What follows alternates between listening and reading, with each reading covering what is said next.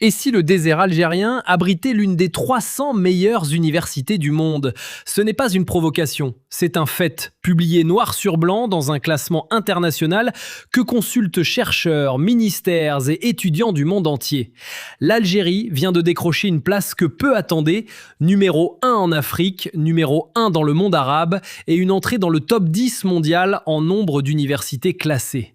Le tout confirmé par le ministère de l'Enseignement supérieur et de la Recherche scientifique lui-même, mi-2026. Les chiffres sans enjolivement.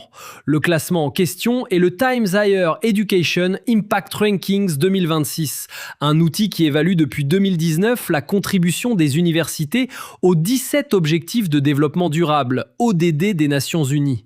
Recherche, enseignement, gouvernance, engagement sociétal. Ce n'est donc pas un classement de prestige académique classique façon Shanghai ou QS, mais un classement d'impact. Et c'est une nuance qui compte, car elle change ce que le résultat signifie réellement. Sur 1603 établissements évalués dans le monde, 46 sont algériens. Ce chiffre place le pays en tête de l'Afrique et du monde arabe, et parmi les 10 nations les plus représentées à l'échelle planétaire. L'université d'El-Oued, en plein Sahara, s'illustre particulièrement.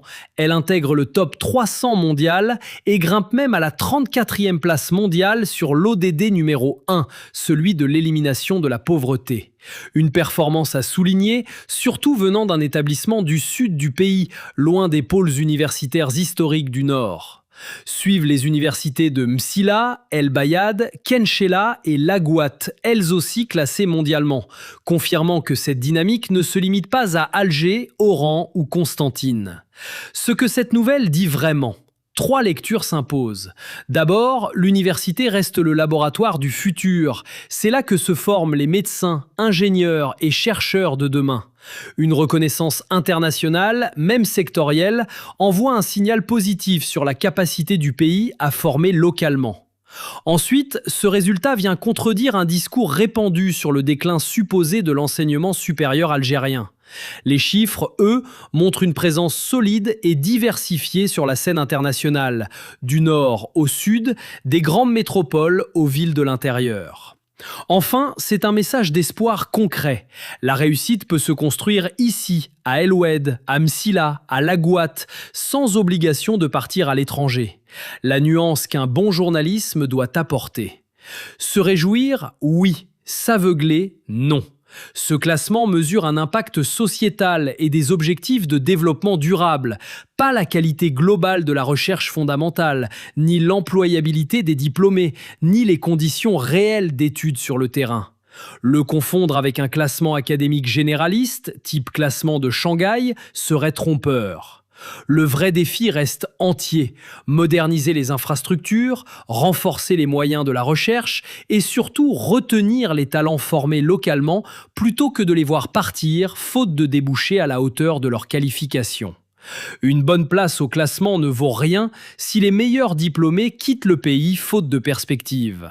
Ce qu'il faut retenir, 46 universités algériennes classées, une première place africaine et arabe, une entrée dans le top 10 mondial, une réussite réelle, mesurable, à saluer, mais à situer dans son juste cadre, celui de l'impact et du développement durable, sans en faire un totem d'autosatisfaction qui masquerait les défis persistants.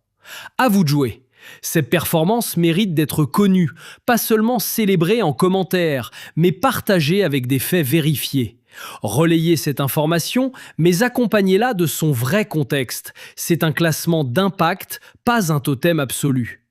Et surtout, continuez à exiger que cette réussite se traduise en emploi, en infrastructures et en opportunités réelles pour les diplômés algériens. La fierté nationale se mesure aussi à ce qu'on en fait après l'avoir célébré.